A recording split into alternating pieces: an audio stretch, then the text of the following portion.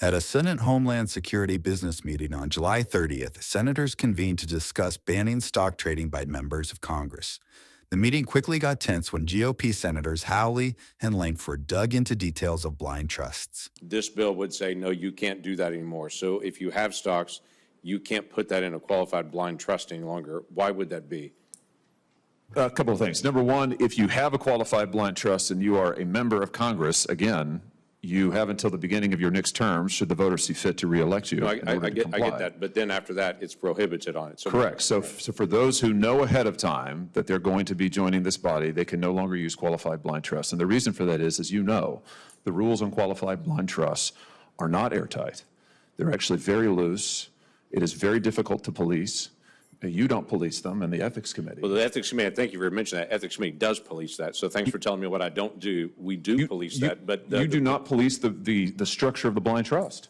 We do, actually. Every single blind trust that's actually put in has to be approved. And they have to, and so before, and you police then the buying and the selling and the communication back and forth between members? We do police the communication between the members and the individuals of the blind trust. That's correct.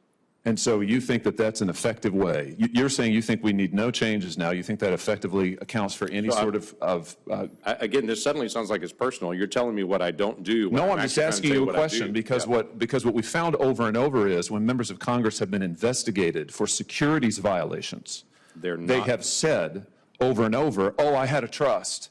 I had a trust. I didn't really know anything about it. And then as it turns out, they're communicating with their trustee, and they say, oh, we're allowed to do that.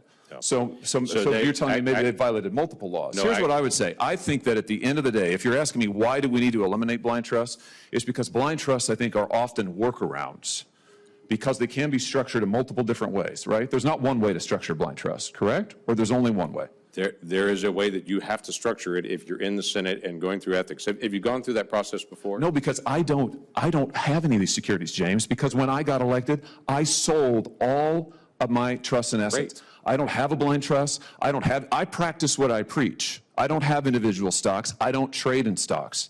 I'm not a billionaire, unlike others on this committee. And what I think is the American people are sending us a clear message, and I hope that they are watching this today. They're sending us a message that they want us to behave as they behave. For more Congress clips, stay right here, and thanks for watching.